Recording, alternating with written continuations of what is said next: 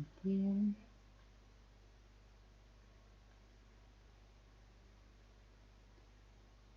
Bueno, acá estamos listos para este encuentro de quién eres cuando tus máscaras se caen, basado en el libro Cómo ir más allá del ego. Y bueno, hoy nos tocaba ver un poco esto del inconsciente. Hola Nubia, no sé si estás ahí todavía. Del inconsciente emergente, que fue el que nos quedó sin ver la vez anterior. Un poco esto de la meditación y también un poco sobre... Tienen que me fijo acá en el libro porque... unos enfoques sistémicos de los estados de la conciencia. Así que hay bastante cosa para mirar. Vamos a ver cómo va la cosa. Yo por las dos me puse el libro acá cerca porque los autores hacen referencia en esto que vamos a ver ahora a cosas que ya hemos visto antes, y por las dudas, hola Silvia, bienvenida, que nos quede algo que nos queda duda, podamos recurrir al libro para aclarar, suponiendo que algo nos acordemos, pero bueno. Hola Felipe, bienvenido. Bueno, voy a poner el videíto para que empecemos con esto del inconsciente emergente, lo inconsciente emergente, a ver qué es esto y a ver cómo se relaciona la meditación con los estados estos del inconsciente que nos van nombrando los autores. Dicen que puesto que las estructuras superiores abarcan a las inferiores, las superiores tienen que ser las últimas en desplegarse. Esto se refiere a ese esquemita, ¿se acuerdan que vimos en los anteriores, no? De esa estructura de la conciencia, ¿no? Dice, en todo caso es ridículo hablar de realizar lo transpersonal mientras lo personal aún no se ha formado. Este es un tema, ¿no?, que todos tenemos. Bueno, hay varios autores que lo tratan y lo explican. El que a mi manera de ver mejor lo explica es Antonio Blay, porque él dice en varios de sus libros, ¿no?, que están basados en todas las conferencias que él dio, Antonio Blay, él explica que hasta que no se integra lo de abajo, lo de arriba, no se puede alcanzar, o sea, no se puede trascender.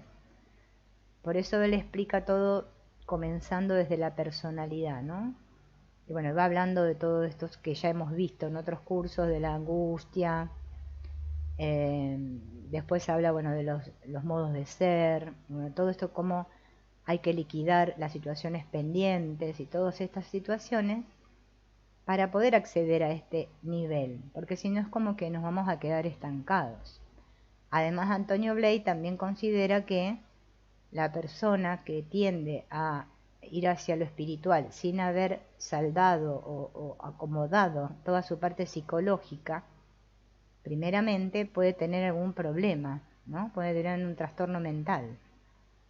Entonces, uno lo ve así por arriba y parece muy tonto, pero en realidad hay que prestarle mucha atención, ¿no? Entonces es importante, como dicen acá, que primero lo personal, ¿no?, esté bien asentado, como dice en estos autores. Los ámbitos transpersonales, el sutil y el causal, no han sido aún reprimidos, no han sido aún excluidos ni decantados de la conciencia, sino que simplemente todavía no han tenido oportunidad de emerger. Por eso se llama acá lo inconsciente emergente, ¿no? En cualquier punto del ciclo evolutivo nos referimos a las estructuras profundas que todavía no han emergido de lo inconsciente fundamental como lo inconsciente emergente. O sea, todo aquello que aún no emergió, ellos lo llaman justamente lo inconsciente emergente. Para alguien que esté en el nivel del ego, lo sutil inferior, lo sutil superior, lo causal inferior y lo causal superior constituyen lo inconsciente emergente. son inconscientes pero no están reprimidos, o sea que en cualquier momento pueden emerger, significa, ¿no? Cualquiera que se ponga a un trabajo interior, estos contenidos pueden emerger. Ahora bien, supongamos que la evolución no se detenga en el nivel del ego, entonces lo sutil puede empezar a emerger del inconsciente fundamental poco después de la adolescencia, pero raras veces antes. Y por toda clase de razones, la emergencia de lo sutil puede ser resistida e incluso, en cierto sentido, reprimida. Porque el ego tiene fuerza suficiente como para reprimir no solamente los ámbitos inferiores, sino también los superiores. Puede excluir y rechazar tanto lo superconsciente como lo subconsciente, ¿no? O sea, cuando nos mantenemos solamente ahí, en ese nivel del ego, como muchos casos, ¿no? Existen, ejercemos una represión, como podríamos decir, hacia arriba y hacia abajo, ¿no? O sea, no permitimos que emerja nada.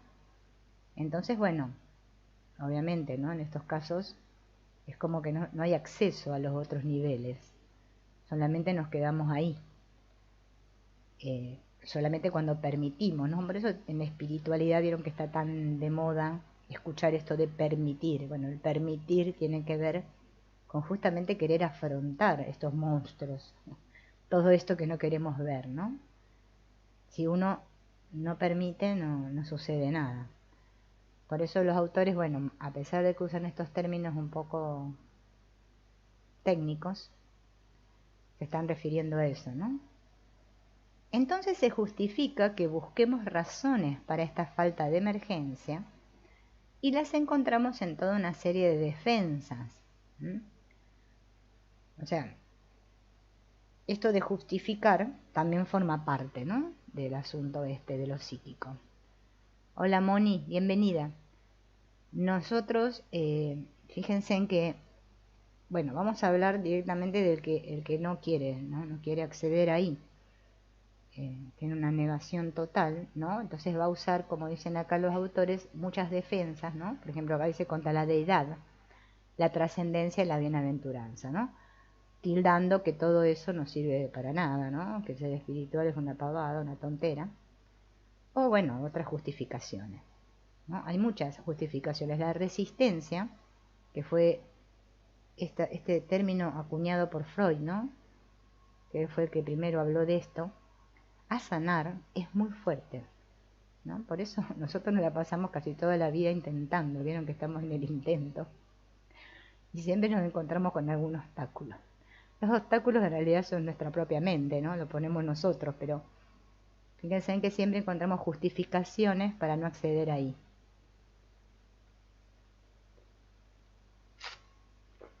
Entonces, dice que entre ellas se cuenta la racionalización, ¿no?, en el que decimos la trascendencia es imposible o patológica, el aislamiento o la evitación de relaciones, mi conciencia llega hasta donde llega mi piel, ¿no?, no querer entrar en contacto con otros, ¿no? El terror de la muerte también es otra defensa. Temo morir para mi ego. ¿Qué quedaría de mí? ¿No? Por lo general el que está muy aferrado, ¿no?, muy en ese nivel del ego, es el que más miedo le tiene a la muerte, ¿no? Porque obviamente está identificado qué es eso, y entonces a un nivel inconsciente dice, si yo muero, mi cuerpo muere, ¿qué pasa? Se termina todo, ¿no? La desacralización, el término que utiliza Maslow para la negativa a ver en parte alguna valores trascendentales, ¿no?, donde nos ponemos en una posición muy materialista del mundo, ¿no? Como que, bueno, la experiencia aquí en el mundo solo consiste en obtener cosas, lograr, no sé, una carrera brillante, un título, ser famoso, qué sé yo, bueno, no sé, todas cosas materiales, cosas que tengan que ver con el mundo material. Esa es otra de las justificaciones.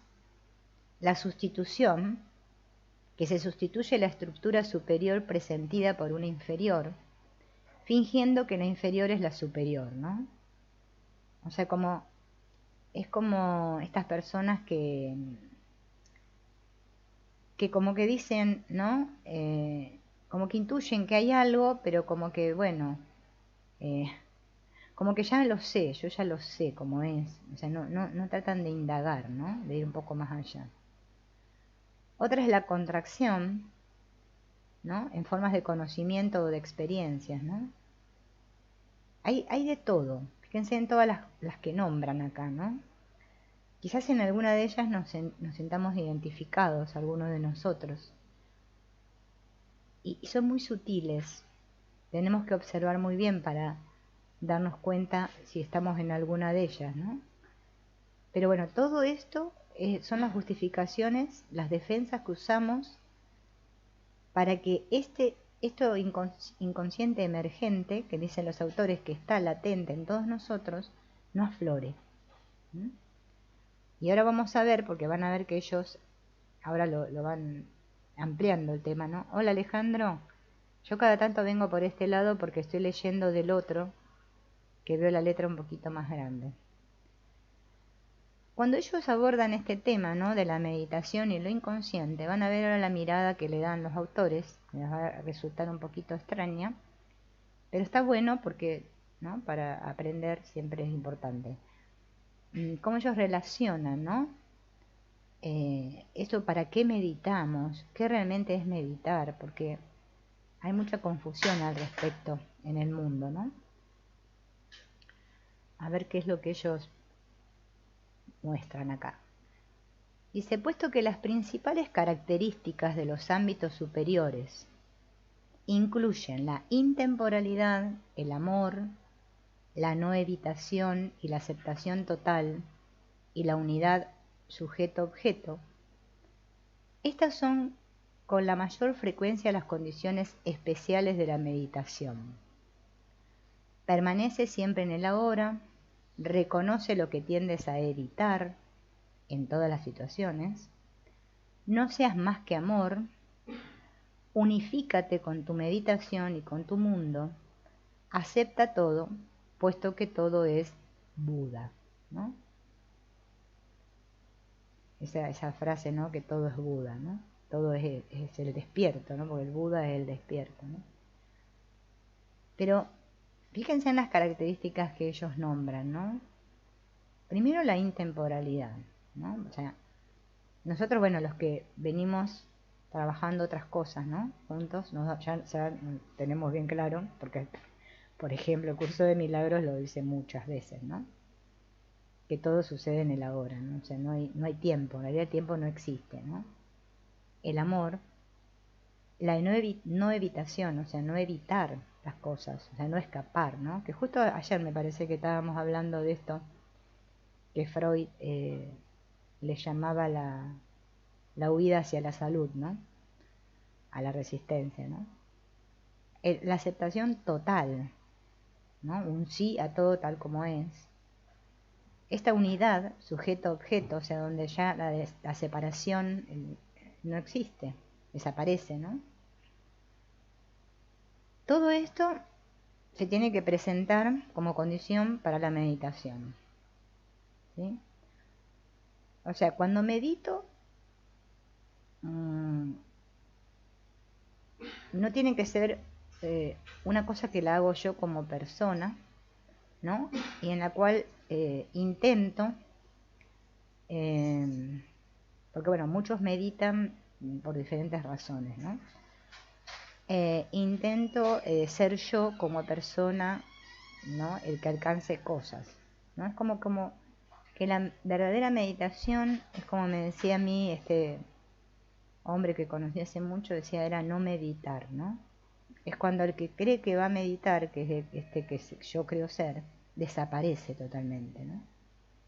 Esa es la verdadera meditación, que es la que realmente conecta, porque me conecto con ese fondo, ¿no? Con ese que realmente soy.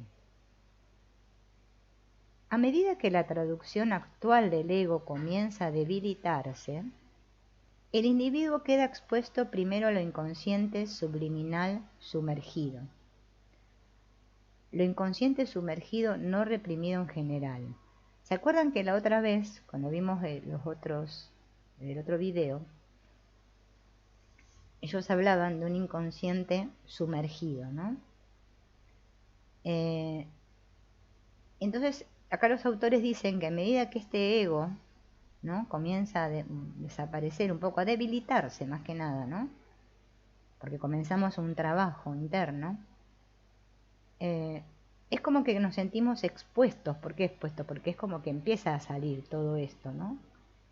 Y ellos acá dicen que lo primero es lo inconsciente subliminal sumergido. Yo por eso, vieron, me dejé el libro acá a mano, porque seguramente yo sabía que no nos íbamos a acordar, por las dudas, para refrescar, ¿no? Lo inconsciente sumergido, ¿no? Dice que tiene que ver con... A ver, esperen que lo busco. Es decir, una estructura emergida, sumergida total de tales estructuras. Es aquello que una vez en la vida del individuo fue consciente, pero que ha sido después apartado de la conciencia. Eso es lo inconsciente sumergido, ¿no? Después dice, lo inconsciente sumergido se vuelve inconsciente por diversas razones, y estas razones se escalonan a lo largo de un continuo de desatención. Este continuo va desde el olvido, pasando por un olvido selectivo, hasta un olvido forzado. Al referirse al inconsciente sumergido, Jung dice, incluye todos aquellos contenidos psíquicos que han sido olvidados durante el curso de la vida del individuo, todas las impresiones o percepciones subliminales, todos los contenidos psíquicos que son incompatibles con la actitud consciente. O sea, tendría que ser todo eso de lo que nos queremos olvidar, o sea, que reprimimos a nivel personal, ¿no? Eso como que empieza a aflorar, empieza a salir a la superficie. Y esto nos pasa, ¿no? No sé, por ejemplo, los que estudian el curso de milagros o hacen algún otro trabajo. Hola Estela, hola Noemí. Estos trabajos, ¿no?, cualquier tipo de trabajo que nos ponga en contacto, ¿no?, con el interior, van a ver que, bueno, que empiezan a salir todas estas imágenes. Bueno, por lo general salen en formas de imágenes o pensamientos o sentimientos o emociones que nos parecen bastante turbulentas, ¿no? Por eso es como que siempre tendemos a no querer ponernos en contacto con la meditación, o el estar aquietados, o el silencio, podríamos llamarle, ¿no? Bueno, está sonando un celular ahí. ¿Por qué lo hacemos? Porque sabemos que a un nivel sabemos que todo esto va a salir a la superficie, y nosotros no queremos que salga. Y a medida que la meditación va progresando, los aspectos de la traducción del ego que verdaderamente se resisten van siendo lentamente socavados y desmantelados en lo que se refiere a su carácter excluyente. Es decir, que lo inconsciente incrustado, ¿se acuerdan que estaba lo inconsciente incrustado? Que ahora vamos a repasar qué era eso. Se desprende de su identificación inconsciente con el sí mismo y así tiende a emerger como objeto real de la percatación, o por lo menos a perder influencia sobre esta última, ¿no? Vamos a ver qué era esto del inconsciente incrustado, ¿no?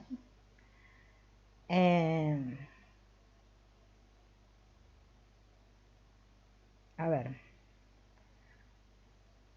La cuestión era la siguiente. La represión se origina en alguna parte del ego. Lo que reprime al ello sombra es algún aspecto del ego. Pero después Freud descubrió que esa parte del ego era a su vez inconsciente, y sin embargo no estaba reprimida. Simplemente sumó 2 más 2 y llegó a la conclusión de que la parte no reprimida del ego era la parte represora. A esta parte la llamó el superyo. Era inconsciente, no estaba reprimida, pero era represora. ¿Sí? ¿Se acuerdan? Esto del incrustado era todo lo que nos había venido de la infancia, todas esas voces, ¿se acuerdan? Que teníamos incrustadas nosotros en nosotros mismos, ¿no? Desde nuestra infancia. Y bueno, todo esto, ¿no? Este inconsciente incrustado también se va desprendiendo. Por eso, si la meditación va a tener este objeto, ¿no? Esta meta, es útil. Pero si lo vamos a hacer con otras metas, no es útil. Recuérdese ahora que las traducciones de lo inconsciente incrustado eran los aspectos, acá lo nombra, no reprimidos, pero represores del sistema de sí mismo de un nivel dado. Naturalmente, a medida que el aspecto represor se afloja, lo inconsciente sumergido, reprimido, tiende ahora a ascender hacia el nivel de la percatación y en ocasiones a hacer bruscamente irrupción en él. El individuo se ve frente a la sombra. O sea, que va, para hacerlo un poco más claro, ¿no? Sería que lo incrustado sería lo que Jung le llamó la sombra, ¿no? Empieza a aparecer todo esto. Lo que ha sucedido, cuando se llega a esta etapa de la meditación, es que el individuo, mediante el aflojamiento de la traducción del ego y de lo inconsciente incrustado, ha revivido su vida hasta ese momento. Se ha abierto a todos los traumas, las fijaciones, los complejos y las sombras de todos los niveles de conciencia previos que hasta el momento han emergido en su vida. Hasta este punto en la meditación ha visto su pasado y quizás el pasado de la humanidad. A partir de este momento ve su futuro, que es quizá también el futuro de la humanidad. Bueno, este estado yo no sé si alguno de nosotros lo habrá alcanzado, pero bueno. Dicen que en los estados meditativos, bueno, yo por lo menos lo que me acuerdo que les puedo comentar, que quizás les pueda aportar, ¿no? Me acuerdo cuando grabé, que leía el libro de este padre Thomas Keating, ¿no? Este sacerdote, un sacerdote trapense, ¿no? Que bueno, que él, basándose, no sé si conocen este libro de la nube del no saber, que es un libro anónimo. En internet está, si lo quieren leer, la nube del no saber, que está basado en un tal jesuita, bueno, un místico, un hombre que quería alcanzar a esta conexión con Dios. Y bueno, él va contando toda su aventura, ¿no? Y por eso se llama la nube del no saber, porque justamente concluye el libro, ¿no? Después de tanta cosa que va pasando, que la única manera que tenemos de dar acceso, o sea, de que realmente todo esto lo podamos ver, todo esto que nosotros hemos negado, ¿sí? Yo le llamo nuestro miedo, ¿no? Todo nuestro miedo, todo lo que tenemos miedo, lo podamos ver, es cuando dejamos de pensar con la cabeza, acá, con el intelecto. O sea, cuando no sabemos nada. Cuando dejamos de analizar, de querer entender con la cabeza, de hacernos preguntas, ¿no? De que acá allá, o sea, de analizar, sería la palabra, de racionalizar. Cuando salimos de toda esa parte, accedemos a un estado realmente, como dice este libro de la nube del no saber, que no sabemos nada, ¿no?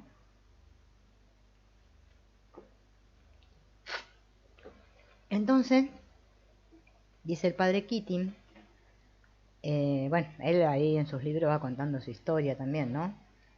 Pero él le llama la oración centrante a la práctica que él propone, ¿no? Que es una oración que no pide nada, o sea, sale de lo clásico que hemos aprendido, ¿no? Porque nosotros, bueno, obviamente estamos cargados de memorias y de aprendizajes que nos vienen ya de nuestros ancestros, ¿no? Y cosas que, bueno, hemos incorporado a nosotros de la misma sociedad donde nos hemos desenvuelto. Y claro, para nosotros hay como una creencia muy firme en que, bueno, que tenemos que repetir tales palabras o hacer tales rituales ahí fuera, ¿no?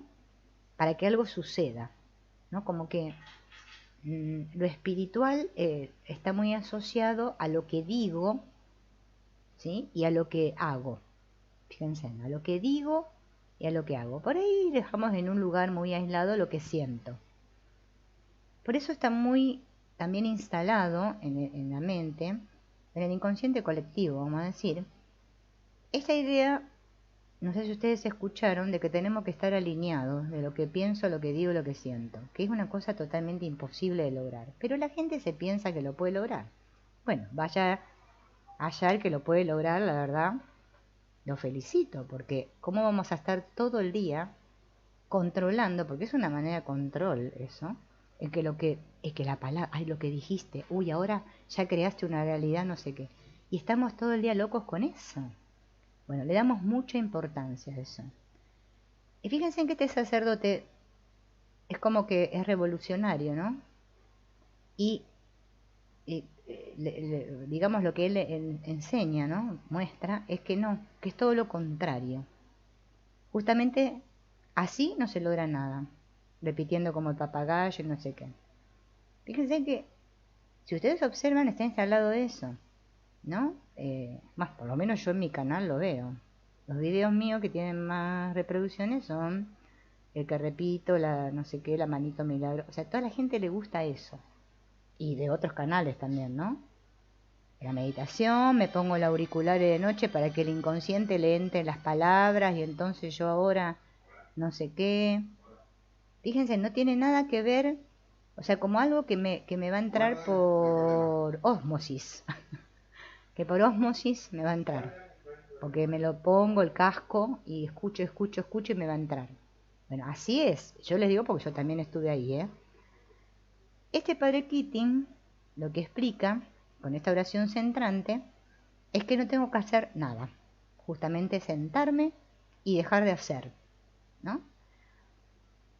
Solamente tengo que observar lo que viene, ¿sí? Esos pensamientos que van a surgir, emociones, lo que venga, todo lo que surja, solamente observarlo y no prestarle atención.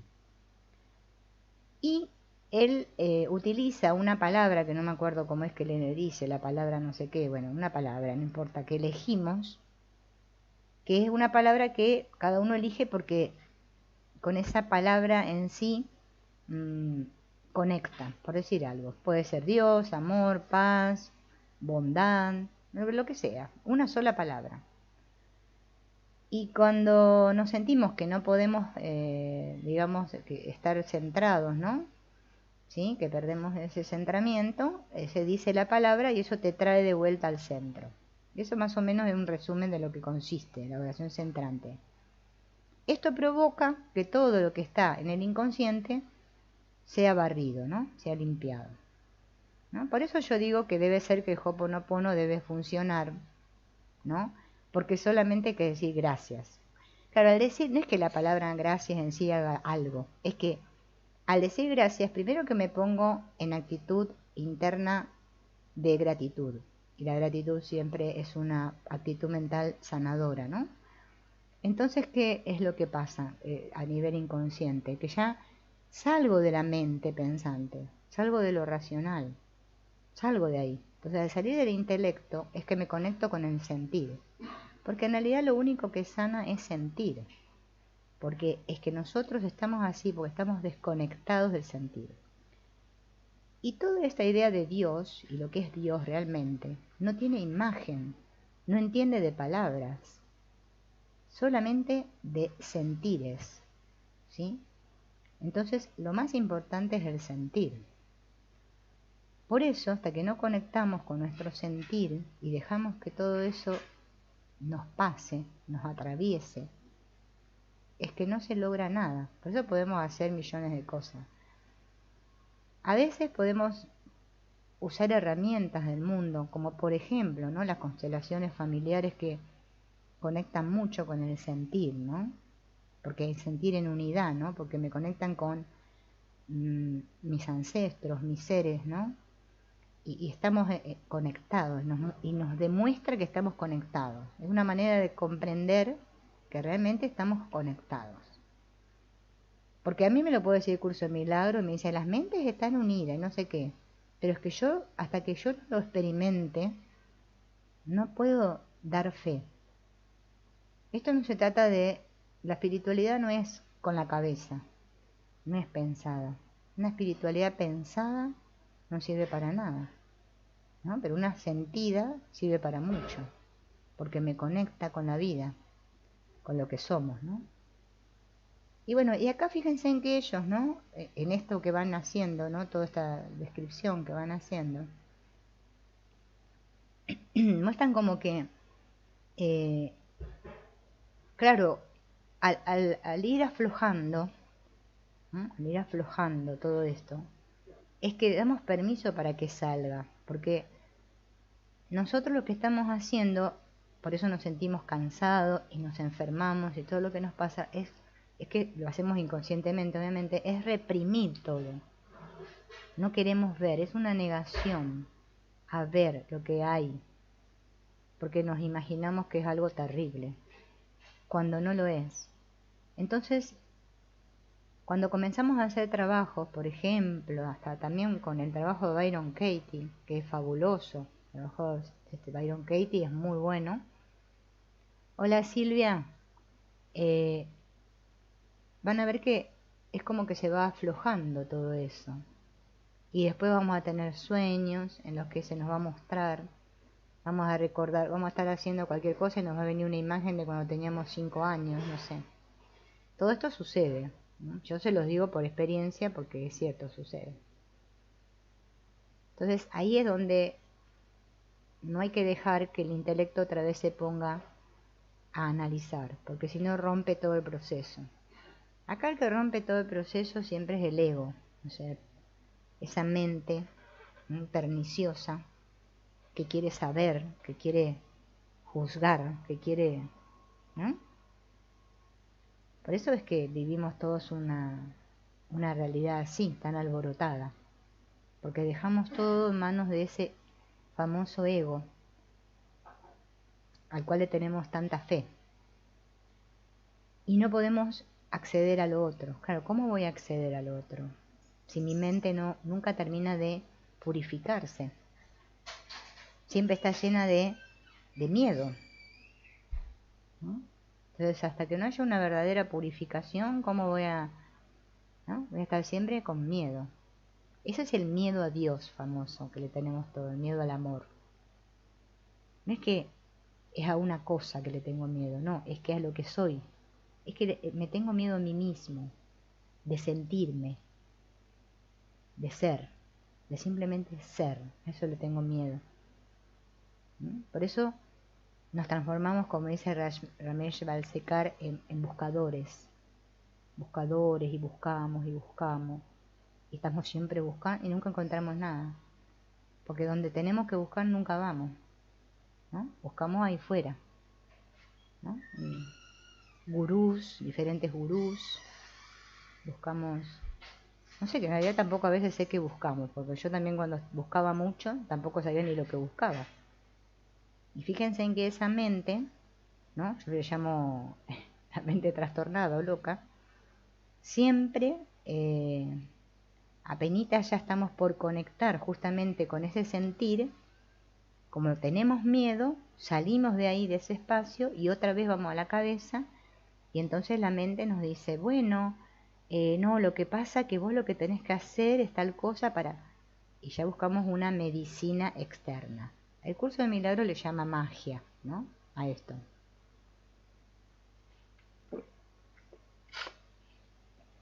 Es un pensamiento mágico que tenemos. Es de niños, ¿no? Bueno, entonces, vamos a seguir con lo que... La meditación se da, pues, de la misma manera que se dieron todas las otras emergencias de crecimiento. Una traducción se debilita y deja de dominar en forma exclusiva y excluye de la conciencia y se produce la transformación que conduce a una traducción de orden superior. Se recuerda una estructura profunda de orden superior que entonces se convierte en la base de estructuras superficiales nuevas y a la vez las crea, ¿no? Esto de que dicen ellos de la traducción, ¿no? Es un poco medio como la interpretación vendría a ser. Nosotros como estamos siempre dejando que traduzca el ego, o sea, que traduzca esta imagen mental nuestra que tenemos, que nosotros creemos que somos nosotros, que haga las traducciones, Cuando ya empieza a disminuir la traducción del ego, le damos acceso a una nueva interpretación, a una nueva traducción. Y ese orden superior es el que barre, ¿sí? Y permite que ascienda esto más sutil, más que tiene que ver con lo superior. Hay diferenciación, desidentificación, trascendencia e integración. La meditación es evolución y es transformación. No hay en ella nada realmente especial. Si al ego se le presenta como misteriosa y complicada, es porque se trata de una forma de evolución que le trasciende, ¿no? Al ego lo que no quiere es desaparecer. El ego sería como ese que nos dice piensa, piensa, piensa, busca, busca.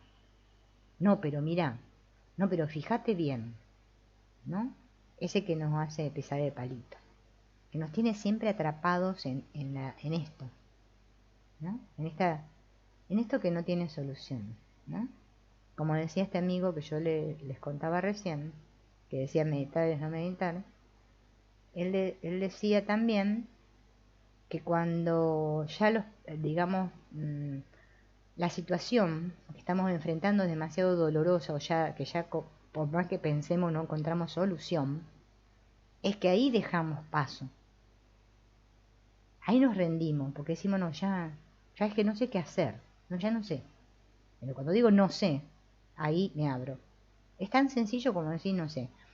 Yo siempre recuerdo la primera vez en mi experiencia que dije no sé, era una alegría interna que sentía que era, no sé, como si me hubiese tomado, no sé, ¿cómo se llama esto? Que se toman para la ayahuasca, ¿no? Todo esto. Porque era increíble. Dije, ay, decir no sé es maravilloso. Pero no un no sé a nivel mental, ¿eh? Dije un no sé sentido.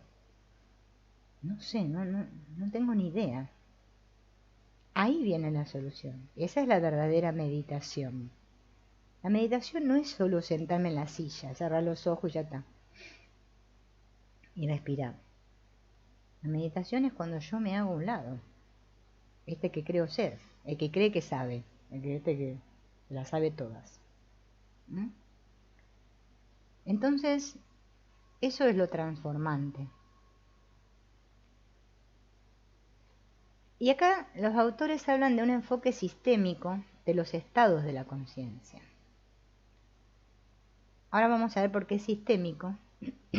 Ya seguramente casi todos nosotros debemos haber descubierto que en este mundo todo es sistémico, ¿no? Todos son sistemas.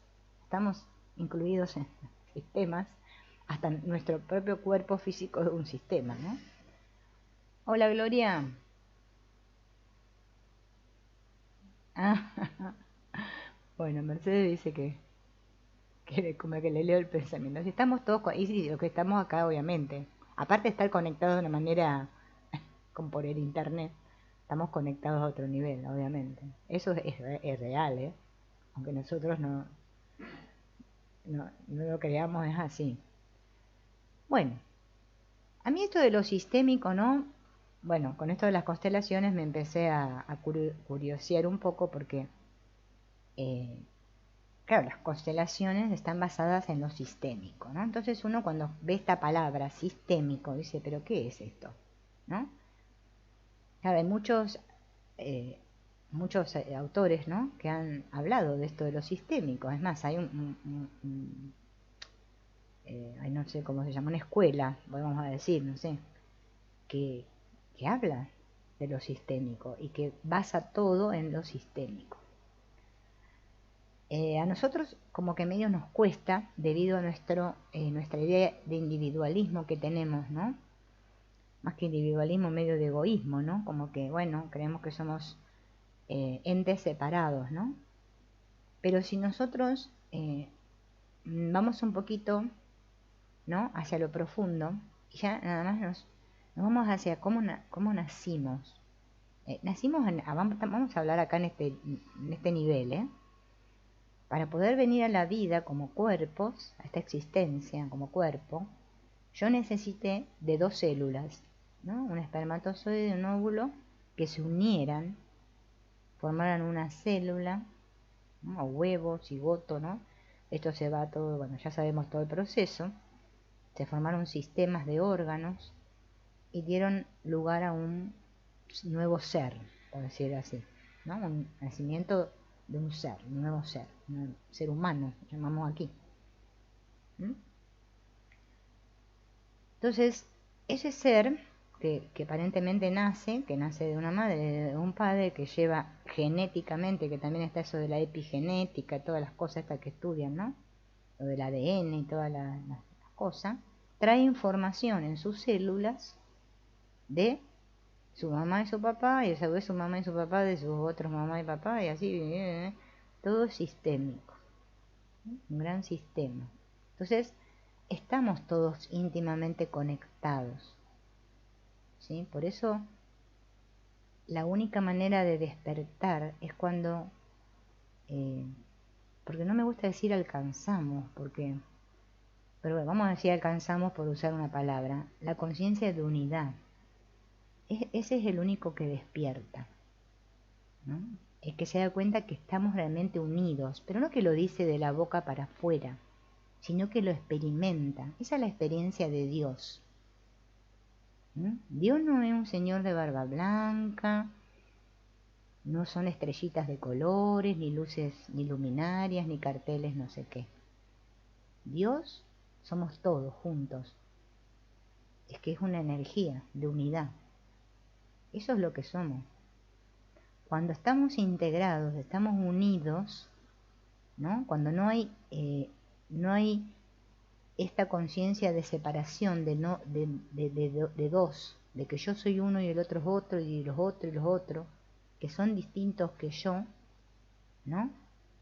Pero a un nivel, estamos hablando de un nivel profundo, por más que, obviamente, a nivel de la forma, sí, somos diferentes. No es lo mismo una persona que un elefante, ¿no? Estamos hablando a un nivel profundo, ¿no?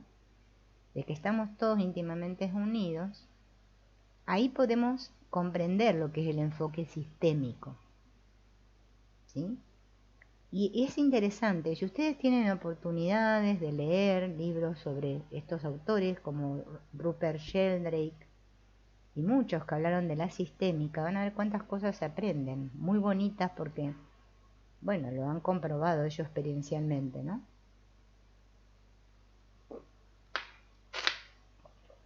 Ay, perdonen que tome tanta agua, pero acá seguimos con el veranito. Bueno, entonces vamos a ver qué dice acá. Al prestar más atención a la conciencia, advertimos que es posible dividirla analíticamente en muchas partes, ¿no? Como para analizarla, para hacer un estudio, ¿no? No es que esté dividida per se, pero bueno, para analizarla. Sin embargo, esas partes funcionan en conjunto, como un todo, forman un sistema.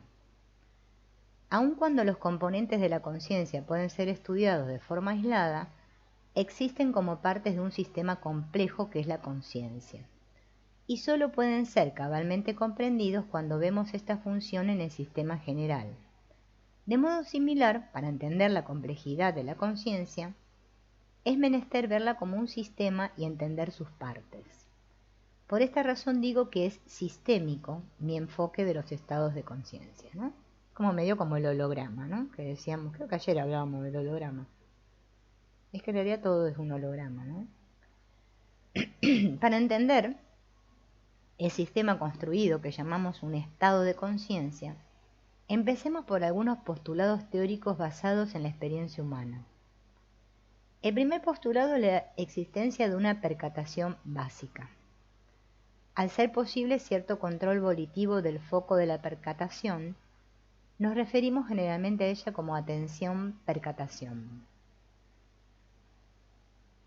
Todos, ¿no? Lo que aparentemente estamos aquí, todos somos conscientes de que, o sea, esto de percatarse, ¿no? El darme cuenta, el percatarse es darse cuenta de que ahí afuera vemos objetos, vemos cosas, ¿no?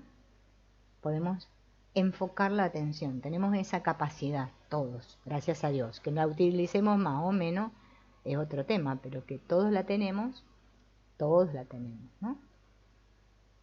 Y aparte de esa percatación, de atención percatación, dicen ellos que tenemos esto de la existencia de la autopercatación, en que uno se percata de que se percata. O sea, a su vez de darme cuenta de esto, de lo externo y todo esto, también somos capaces de darnos cuenta de que nos damos cuenta.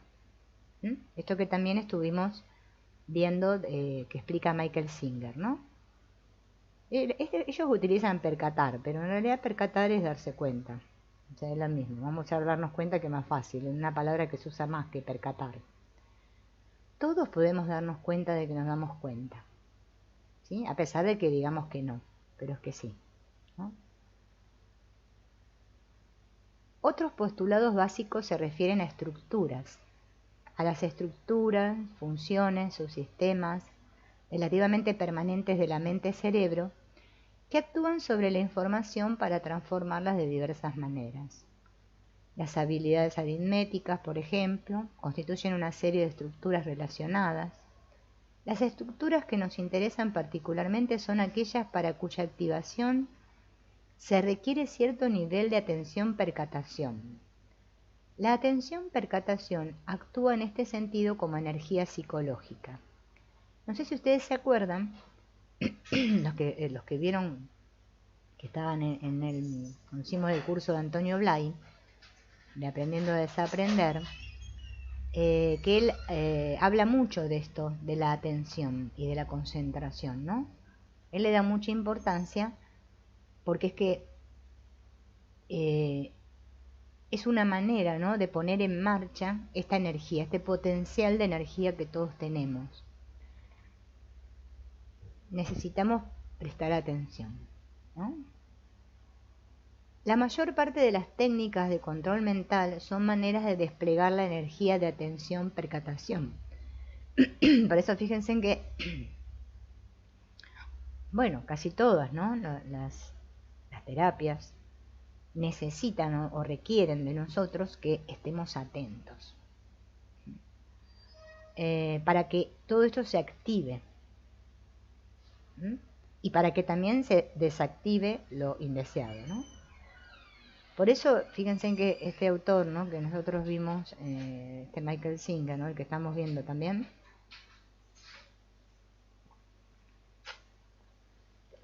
él habla de las impresiones, ¿no? Si nosotros, todo lo que está sucediendo aparentemente ahí fuera, ¿no?, no dejamos que nos atraviese y pase, se queda grabado, se queda impreso después en nuestra energía y se cristaliza. Entonces después tenemos lo que llamamos bloqueos. Después decimos, ¿por qué estoy bloqueado? ¿Por qué estoy así? Claro, porque es que no estamos atentos. No estamos nunca atentos, ¿se dieron cuenta de eso? Entonces todas no sé si decir terapias, bueno, vamos a decir terapias, consisten en enfocarnos. En todas, porque fíjense, por ejemplo, en el trabajo de Byron Katie, ella dice, ¿no?, que mediante esto de poner mis juicios en papel, la mente para. Claro, porque veo mis juicios ahí, escritos. Porque si no, si yo no los escribo, la misma mente hace como un buclecito y me cambia de canal y no me deja prestar atención. Entonces estoy siempre distraído, ¿no? Pero cuando yo tengo que escribir en la hoja, eso queda grabado ahí, ¡paf! Mi mente puesta en papel, dice ella. Y eso requiere atención. Por eso la atención es fundamental. Y fíjense en que nosotros hoy en día, nuestra mente tiene una tendencia muy grande a perder la atención, debido justamente a todo esto, esta vorágine que hay de invasión de tecnología, ¿no? Porque la tecnología, si la sabemos aprovechar, bien, nos puede servir. Mira, en este momento nosotros estamos aprovechando la tecnología, lo que nos brinda el Internet, por ejemplo, ¿no? que nos podemos conectar, que vivimos en diferentes países muy lejanos y sin embargo podemos estar reunidos, conversando de un tema que nos interesa a todos. Entonces es un buen uso. Pero cuando estamos con el celular ahí en la mano y que estamos haciendo tingui, tingui, tingui, ustedes no se han visto ustedes mismos haciendo así, estamos, o sea, como que es como que nos vamos, nos evadimos, ¿no? Nunca estamos atentos, ¿sí? Ni que hablar que si otro nos habla, ¿no? Es todo es así, ya, y más lo vemos ya de los niños pequeños hoy en día, ¿no? Que ya nacen con un celular en la mano, porque es increíble, yo veo nenes muy pequeñitos que ya saben manejar el celular, ¿no? Y están muy compenetrados en eso, ¿sí? Y eso distrae. Claro, después decimos por qué estamos así. ¿Cómo no vamos a estar así si nadie está prestando atención a nada, ¿no? Entonces las estructuras psicológicas tienen características individuales que limitan y configuran las formas en que puede interactuar unas con otras. Así las posibilidades de cualquier sistema construido por estructuras psicológicas están configuradas y limitadas tanto por el despliegue de la atención, percatación y otras energías como por las características de las estructuras comprendidas en el sistema. Parece medio complicado, ¿no? Como está escrito esto, ¿no? Pero a ver, podríamos verlo así, ¿no?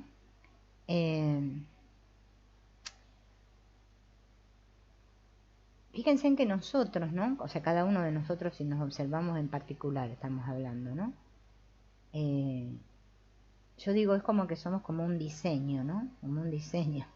Fíjense que hasta cada forma corporal, ¿no? Así, cada cuerpo tiene un diseño diferente, ¿no? Bueno, fíjense en si esto sucede así a nivel que lo vemos de los cuerpos, imagínense a un nivel profundo de energías, ¿no? Todo está configurado. ¿Y qué pasa? Todas estas estructuras, ¿sí? Cómo se fue estructurando hasta nuestra psique, cómo se fue estructurando hasta hoy en día, ¿no? Tiene una determinada configuración. Y justamente el límite, o sea, lo que limita a esta psique, ¿no? Es la atención percatación. Hasta influye, fíjense, en el ambiente donde nosotros fuimos aparentemente criados, ¿no?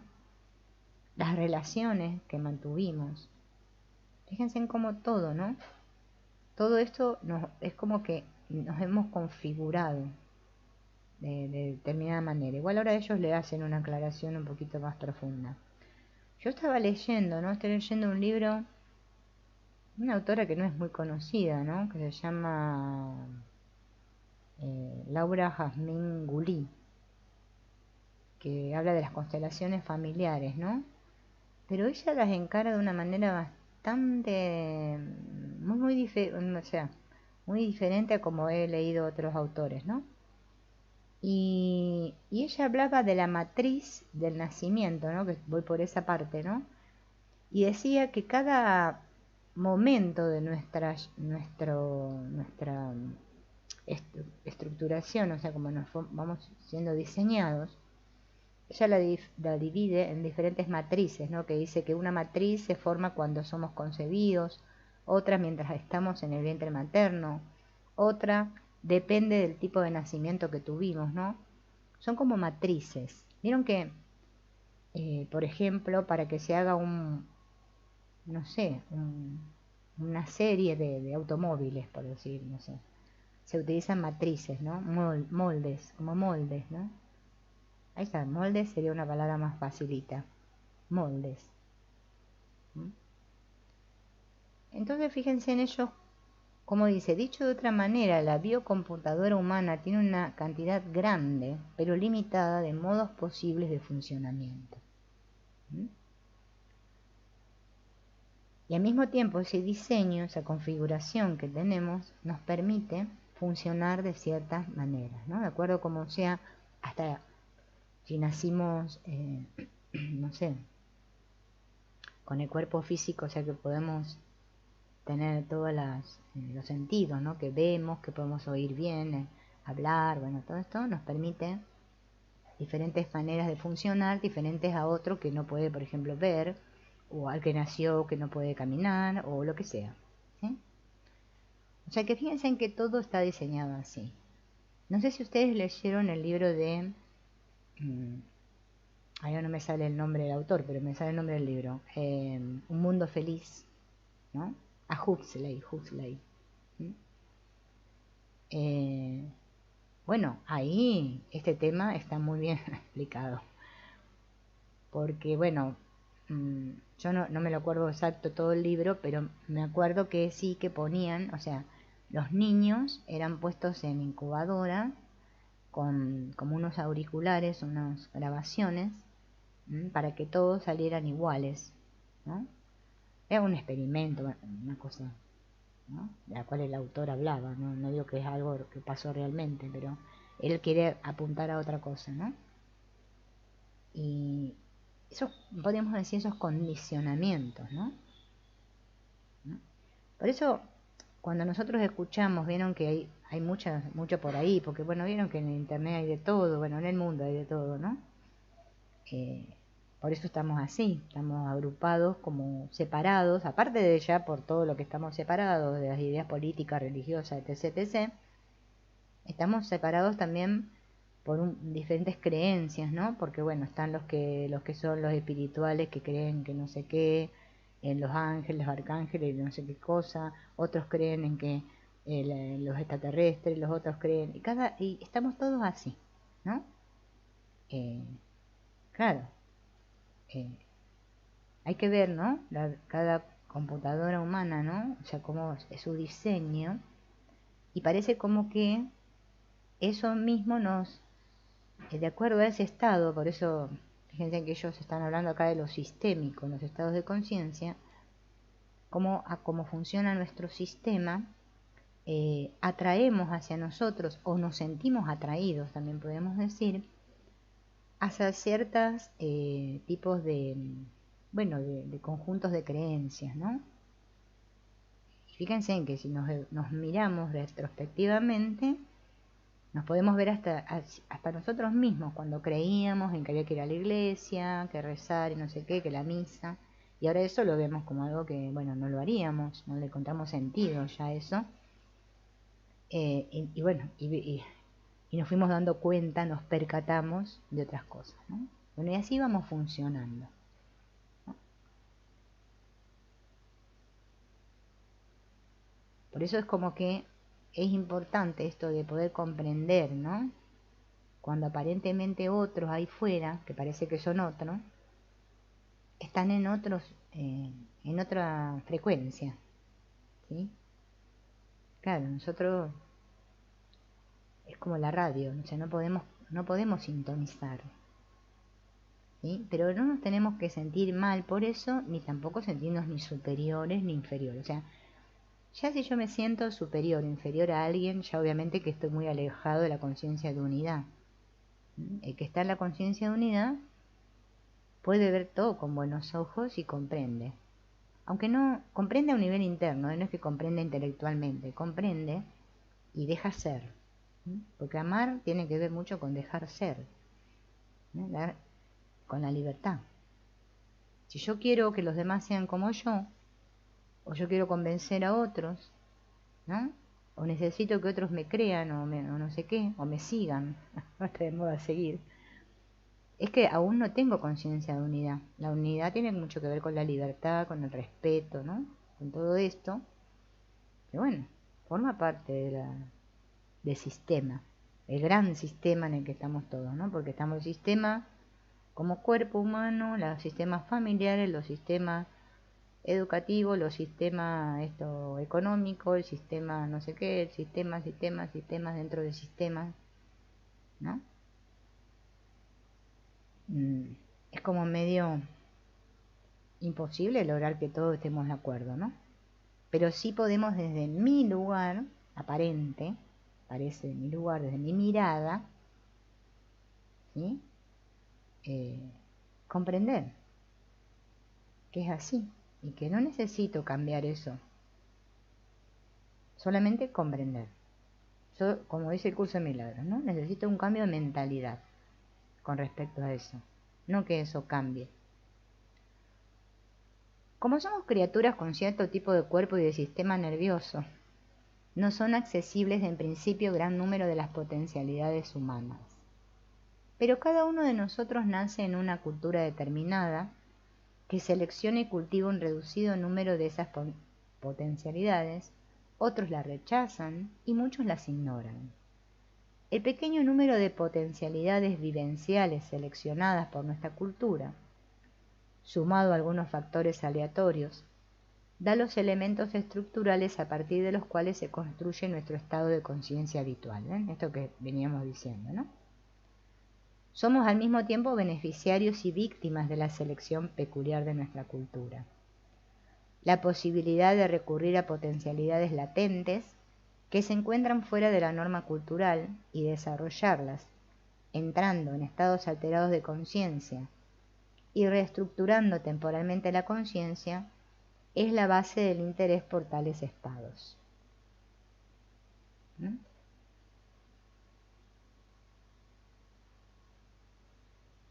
Las expresiones estados de conciencia y estado alterado de conciencia han llegado a ser usadas de manera demasiado aproximativa para designar cualquier cosa que uno esté pensando en un momento dado. En aras de una mayor precisión, proponemos que se hable de estado distinto de conciencia, ¿no? Ellos en inglés dicen discrete state of consciousness, ¿no? Y le ponen una sigla ahí, DSOC.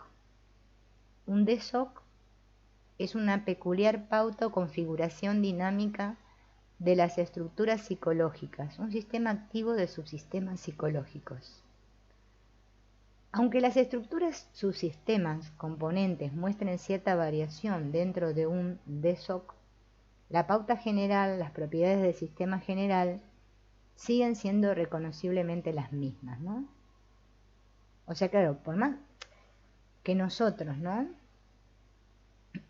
Aparenta como que tenemos un estado de conciencia diferente, seguimos teniendo impregnado esto otro que nos fue, que traemos, que nos fue dado, ¿no? Por eso ellos dicen que hablan de un estado distinto de conciencia, más que expresiones como estados de conciencia o estados alterados de conciencia. Ellos le llaman estado distinto. Porque también en torno a esto también hay toda una cosa ahí, ¿no? En el mundo, ¿no? Porque, por ejemplo, yo no me acuerdo los nombres que le dan, porque bueno, cada autor o cada filosofía le da un nombre diferente. Pero es como que hay una mirada, ¿no? En que, bueno, en que están los que están más elevados, ¿no? Y los que están menos elevados, ¿no? Toda esta cosa con referente a la conciencia, ¿no? Ellos ahora, bueno, cuando pasemos al siguiente van a ver que lo siguen explicando esto. Es como que fuera, como dicen ellos, ¿no? Un subsistema dentro del sistema. ¿Sí? Pero esto es para que lo sepamos, ¿no? Para que nosotros nos creamos que estamos más avanzados o menos que otros. Si mientras el lector está leyendo piensa, estoy soñando, en vez de estoy despierto, en su conciencia se ha modificado un pequeño elemento cognoscitivo, pero sin afectar en absoluto la pauta básica que llamamos estado de vigilia. Pese a la variación de los subsistemas y a la variación ambiental, un DSOC está estabilizado por cierta cantidad de procesos, de modo que retiene su identidad y función. Por analogía, un automóvil sigue siendo un automóvil, esté en una carretera o en un garage.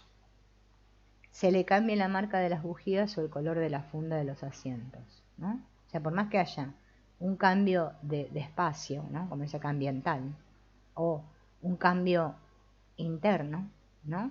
Sigue siendo un automóvil. Eso es a lo que se refiere, ¿no? Por eso dan ese ejemplo que dice que a pesar de que en su conciencia, ¿no?, se haya modificado un pequeño elemento cognoscitivo, ¿no?, sigo estando en el estado de vigilia. Lo que pasa que en vez de pensar, antes decía estoy soñando, y ahora en vez de decir estoy despierto, dice estoy soñando. O sea, que me dé cuenta que estoy soñando. O sea, por más que yo me dé cuenta que estoy soñando, ¿sí?, a ver, yo sigo estando en el mismo lugar, ¿sí? No cambia, no es que me voy a desmaterializar, ni me va a pasar nada extraño a mí. Sigo estando en el mismo lugar. O sea, por más que los subsistemas varíen, como dice acá, ¿no?, la identidad que se retiene es la misma, ¿sí? Como decir, por ejemplo, los otros me van a ver y no, o sea, me van a seguir identificando como la que me veían que era, ¿no? Es un cambio que tiene que ver conmigo, ¿no?, con cada uno de nosotros, ¿no? Nuestro conocimiento actual de la conciencia humana y de los estados distintos de conciencia es sumamente fragmentario y caótico. El propósito principal del enfoque sistémico que aquí presentamos es organizativo. Nos permite relacionar lo que hasta entonces no era más que un cúmulo de datos dispares y ofrece numerosas consecuencias metodológicas que pueden servir de guía a investigaciones futuras. Como predicción general, establece que el número de estados distintos de conciencia alcanzables por el ser humano es definidamente limitado, aunque esos límites no sean aún desconocidos. Proporciona además un paradigma para la formulación de predicciones más específicas que afinen nuestro conocimiento de las estructuras y subsistemas que constituyen la conciencia humana.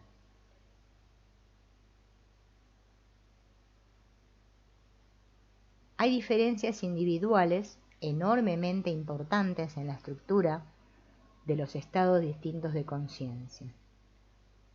Si trazamos un mapa del espacio vivencial en el cual funcionan dos personas, es posible que una de ellas exhiba dos grupos separados, distintos, de funcionamiento vivencial, dos estados distintos de conciencia, en tanto que la otra quizá muestre un funcionamiento continuo que abarque ambas regiones del espacio vivencial y las regiones conexas. La primera persona debe hacer un esfuerzo especial para pasar de una región del espacio vivencial, un DSOC, a otra, en tanto que la segunda no hace ningún esfuerzo especial ni tiene una vivencia del contraste entre las diferentes formales y estructurales asociadas con las dos regiones, los dos sistemas distintos de conciencia. Así, lo que para una persona es un estado de conciencia especial, para la otra puede ser una experiencia o vivencia cotidiana. Si no estamos atentos a estas diferencias, puede generarse gran confusión. Lamentablemente, muchos procedimientos experimentales ampliamente usados no tienen sensibilidad para estas diferencias individuales. Esto que dicen los autores, ¿no?, es medio como lo que sucede, el creer, ¿no?, que todos, ¿no?, podemos ser tratados terapéuticamente, vamos a decir, de la misma manera, ¿no? Ellos hacen una diferenciación acá. ¿Por qué? Porque todos percibimos la realidad o nos percatamos de la realidad de una manera totalmente diferente. Fíjense, no es igual. Para lo que para una persona puede parecer, y para el otro es algo totalmente natural. No le da, no se asombra por eso. No sé si ustedes se dieron cuenta de eso, ¿no?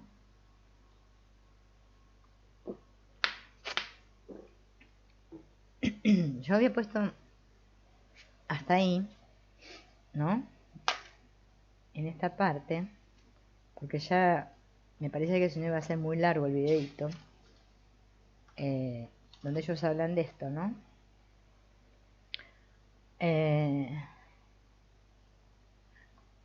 porque ellos después hablan de cómo se ve esto de eso que en el mundo le llaman el bienestar psicológico, ¿no? En Oriente y Occidente, que no me pareció tan como para verlo, porque es algo que es muy conocido, ¿no?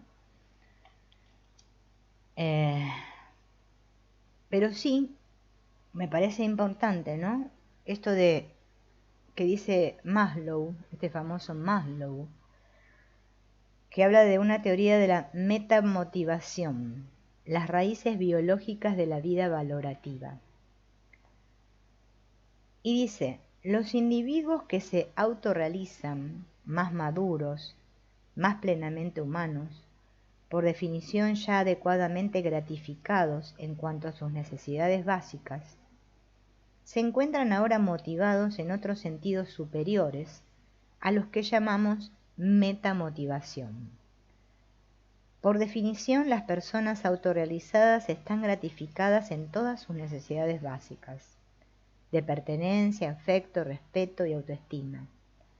Esto equivale a decir que tienen un sentimiento de pertenencia y de arraigo, que están satisfechas en sus necesidades de amor, tienen amigos y se sienten amadas y dignas de amor, tienen un estatus y un lugar en la vida y cuentan con el respeto de otras personas y tienen una sensación razonable de valor propio y respeto por sí mismas. La definición plena de la persona o de la naturaleza humana debe pues incluir los valores intrínsecos como parte de la naturaleza humana.